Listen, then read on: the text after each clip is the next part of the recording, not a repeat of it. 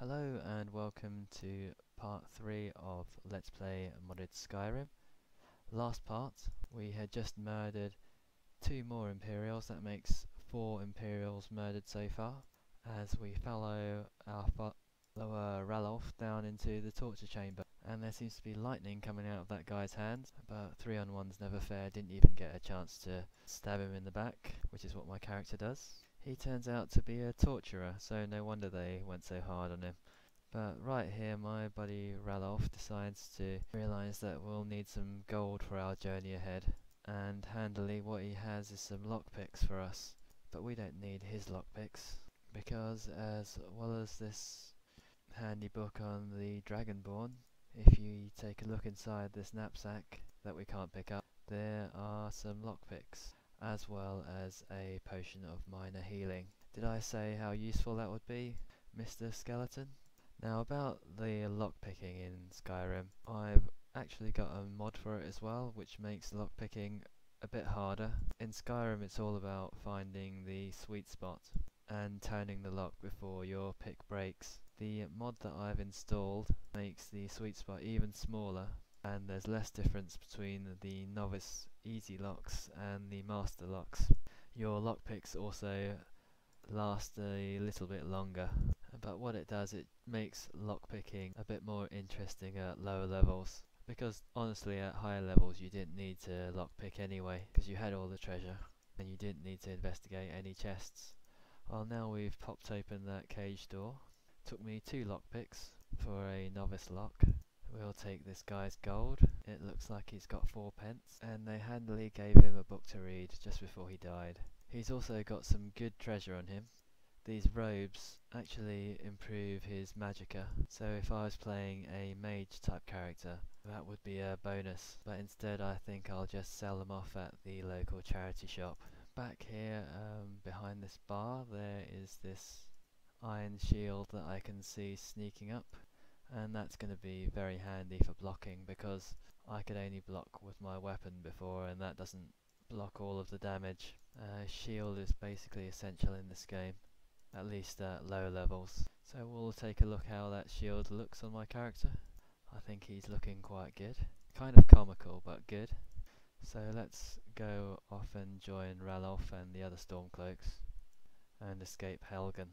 Even though I'm sure you've played through this tutorial dungeon before, it's actually quite fun, and especially with mods it's quite challenging as well, and you really need that companion to get through, otherwise you're just going to get murdered by the Imperials.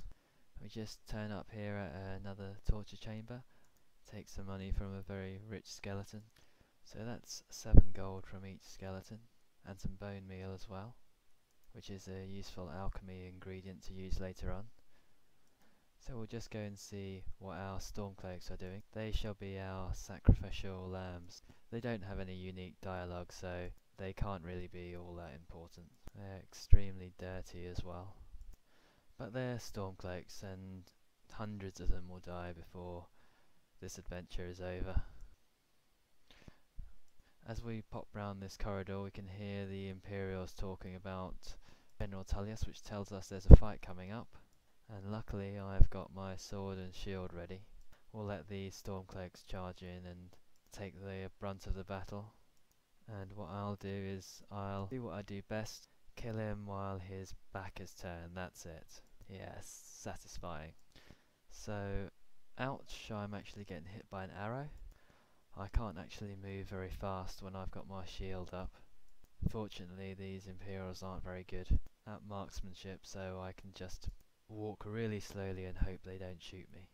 Their arrows only seem to take away 20% of my health anyway, but I've got some meat shields coming up. Go for it! Your loss will be mourned, but that's evened up the odds. It's 2 versus 2. I'll just hit you in the face, and a couple more times, and my skills have just gone up.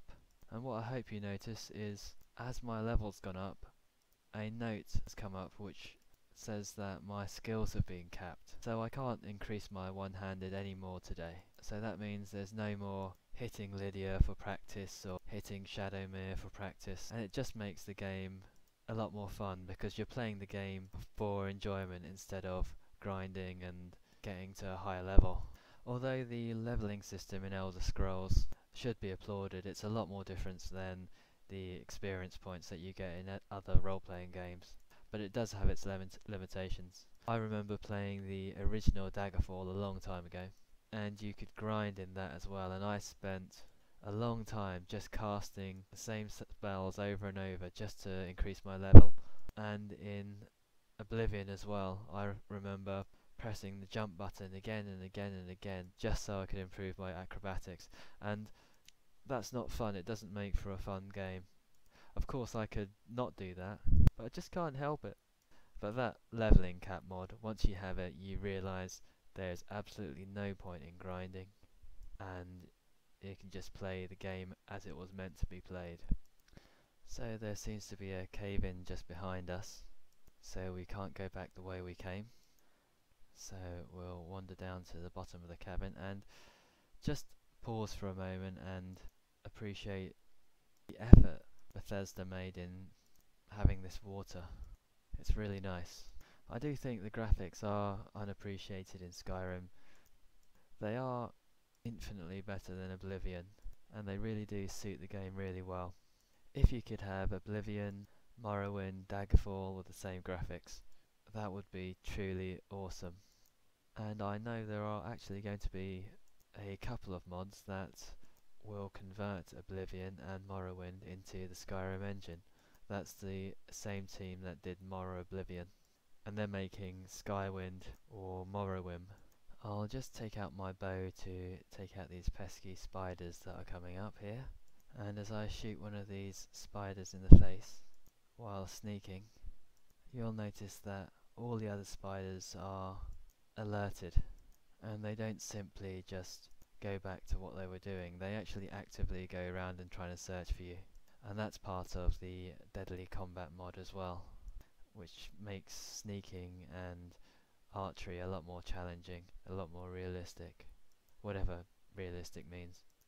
So these spiders were really quite easy to dispatch of anyway, especially with my invincible Stormcloak friend, and all there is for me to do is to pick up all the rest of this frostbite venom and pick up all these spider eggs, which again I hope will come handy later on.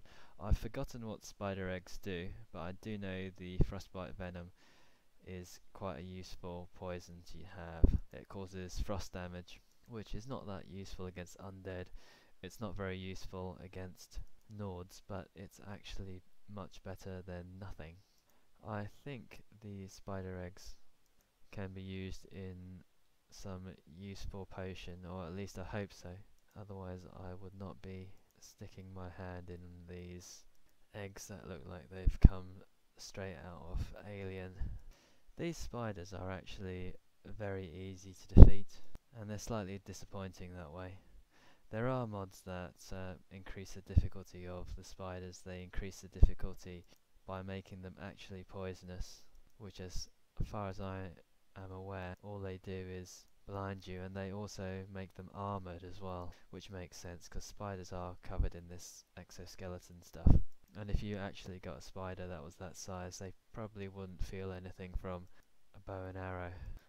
Now we're coming up to a bear that we're supposed to sneak past, but of course I'm not too much of a fan of sneaking, so what I shall do is try to shoot it.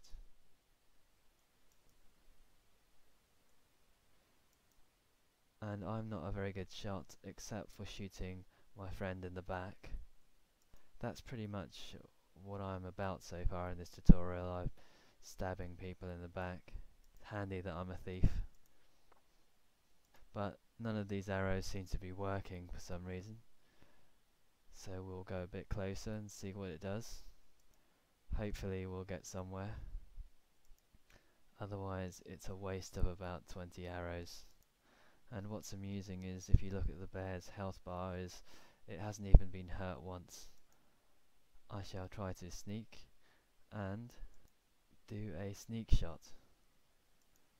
And luckily that arrow hit, caused massive damage, knocked off half its health. So I think I'm in luck, and it's gonna get hit right in the face with an arrow. Poor bear.